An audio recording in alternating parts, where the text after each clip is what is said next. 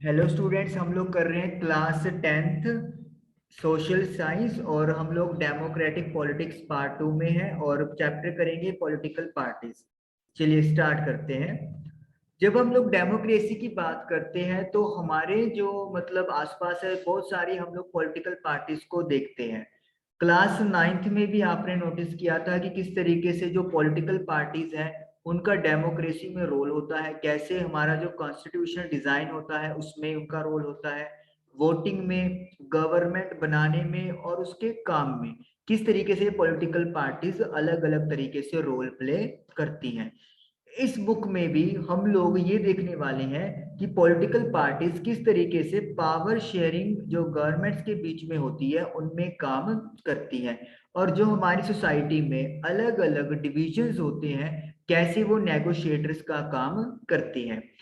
इस के एंड में हम लोग ये भी देखेंगे कि किस तरीके से पॉलिटिकल पार्टीज हमारे देश इंडिया में काम करती है। और हम लोग जो स्टार्ट करने वाले हैं उसकी शुरुआत होएगी दो क्वेश्चन से। जो पहला क्वेश्चन है कि हमें इन पॉलिटिकल पार्टीज की जरूरत क्यों है और कितनी पार्टीज एक डेमोक्रेसी के लिए अच्छी हैं। और साथ ही हम लोग नेशनल पॉलिटिकल पार्टी और रीजनल पॉलिटिकल पार्टीज के बारे में भी बात करेंगे। नेशनल पॉलिटिकल पार्टी जो ऑल ओवर इंडिया प्रेजेंट होती है और रीजनल पॉलिटिकल पार्टी जो सिर्फ एक पर्टिकुलर स्टेट तक ही लिमिटेड होती है। चलिए स्टार्ट करते हैं हम लोग। तो पहला जो क्वेश्चन है, हमें पॉलिटिकल पार्टीज की जरूरत क्यों है। पॉलिटिकल पार्टीज डेमोक्रेसी में दिखने वाला अलग सा एक इंस्टीट्यूशन है जो क्लियरली दिखता है। ऑर्डिनरी सिटीजन्स के लिए डेमोक्रेसी का मतलब पॉलिटिकल पार्टी ही है। मतलब डेमोक्रेसी मींस पॉलिटिकल पार्टी। अगर आप हमारे देश के किसी दूर वाले एरिया में जाते हो और वहां पर जो कम पढ़े लिखे लोग हैं, लेस एजुकेटेड, आप देखोगे कि उनको हमारे कॉन्स्टिट्यूशन, हमारे संविधान के बारे में और हमारी गवर्नमेंट किस तरीके से काम कर रही है या हमारी गवर्नमेंट का क्या नेचर है उसके बारे में कुछ नहीं पता होता। लेकिन उनको कुछ ना कुछ हमारे देश की पॉलिटिकल पार्टीज के बारे में पता होता है। इसका मतलब ये भी नहीं है कि अगर उनको पॉलिटिकल पार्टीज के बारे में पता है या फिर अगर हमारे इंडिया में लोगों को, ज्यादातर लोगों को पॉलिटिकल पार्टीज के बारे में पता है तो मतलब वो पॉलिटिकल पार्टीज आर पॉपुलर, वो फेमस है। नो, ज्यादातर लोग इन पॉलिटिकल पार्टीज की आलोचक होते हैं। क्रिटिकल मीन्स आलोचक, आलोचना करनी। वो ये मानते हैं कि जो भी कुछ, मतलब आप कह सकते हो कि गलत हो रहा है हमारे डेमोक्रेसी में या हमारी पॉलिटिकल लाइफ में, उसकी वजह ये पॉलिटिकल पार्टीज हैं। पार्टीज जो है वो अपने आप को आइडेंटिफिकेशन में लेके जा चुकी हैं सोशल और पॉलिटिकल डिवीजन। सोशल मतलब सोसाइटी, सोसाइटी में अलग अलग टाइप के लोग होते हैं। तो जो पॉलिटिकल पार्टीज होती हैं वो कई बार क्या होता है पर्टिकुलर सेक्शन को रिप्रेजेंट करती हैं। इसी तरीके से पॉलिटिकल डिवीजन मतलब क्या है कि किसी पॉलिटिकल पार्टी का किसी मुद्दे पे अपना एक अलग स्टैंड हो सकता है, दूसरी पॉलिटिकल पार्टी का अलग स्टैंड हो सकता है। तो इस तरीके से भी पॉलिटिकल डिवीजन बन जाता है। तो एक नेचुरल क्वेश्चन पूछना बनता है कि जब हमारा कंट्री या हमारा सोसाइटी डिवाइड हो रहा है पॉलिटिकल पार्टीज की वजह से, फिर हमें इसकी जरूरत ही क्यों है, पॉलिटिकल पार्टीज का होना जरूरी क्यों है।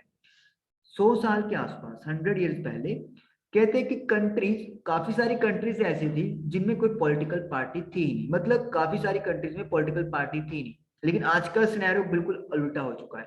आज हमारे पास पूरे वर्ल्ड में कोई कंट्री ऐसी होगी जहां पे कोई पॉलिटिकल पार्टी ना हो।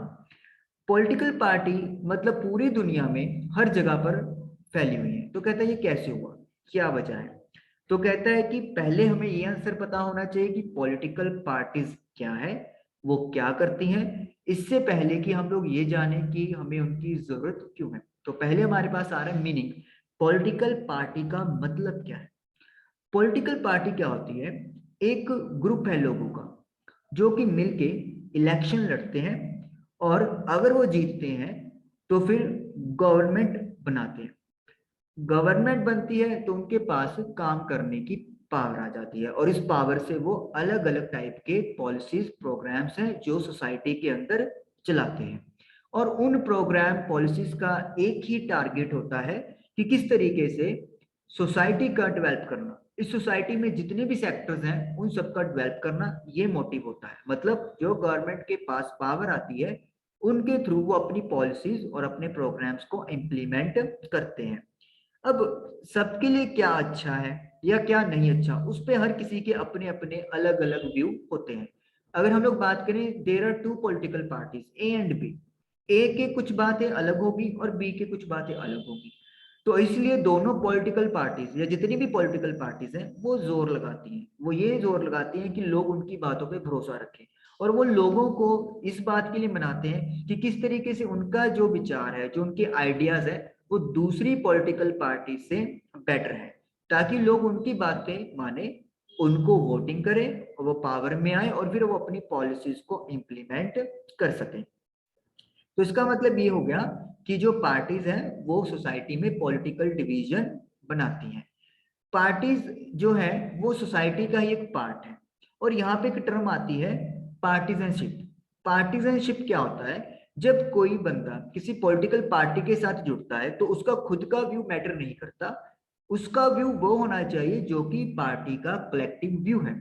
जिस मुद्दे पे पार्टी ने कोई राय बनाई है, उस पार्टी के अंदर आने वाले सभी मेंबर्स को उसी व्यू को फॉलो करना होता है। तो कई बार क्या होता है कि यहाँ पे एक सिचुएशन क्रिएट हो जाती है जहाँ पे बंदा शायद पर्सनली उस बात से, किसी बात से एग्री नहीं करता, लेकिन उसकी पार्टी उस बात को एग्री करती है, तो उसे चाहते या ना चाहते हुए भी उसी बात को फॉलो करना पड़ता है। That is called partisanship. तो इसलिए वो मतलब कई बार क्या होता है कि आप उसमें बैलेंस नहीं बना पाते खुद का, क्योंकि पार्टी का स्टैंड कुछ और है, आप अपना कुछ और स्टैंड लेके बैठे हो। लेकिन पार्टीजनशिप में ऐसा नहीं चल सकता, आपको वही स्टैंड रखना पड़ता है जो आपकी पॉलिटिकल पार्टी ने क्रिएट किया है। तो इसीलिए एक पॉलिटिकल पार्टी उन पॉइंट से जानी जाती है जिनके लिए वो खड़ी होती है, जिन पॉलिसी को ये सपोर्ट करती है, और फिर जिसमें इसका इंटरेस्ट इन्वॉल्व होता है। एक पॉलिटिकल पार्टी में तीन कंपोनेंट, तीन चीजों में एक पॉलिटिकल पार्टी बटी हुई है।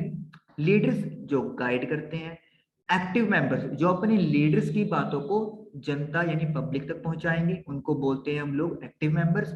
और फॉलोअर्स, एक्टिव मेंबर्स जितने अच्छे तरीके से बातों को पहुंचाएंगे, वो जो लोग हो गए जो उनको सुन रहे हैं वो उस पॉलिटिकल पार्टी को फॉलो करेंगे, तो दे आर कॉल्ड फॉलोअर्स। तो मतलब leaders, then active members and then followers. तो ये है आपके किसी भी पॉलिटिकल पार्टी के तीन कंपोनेंट।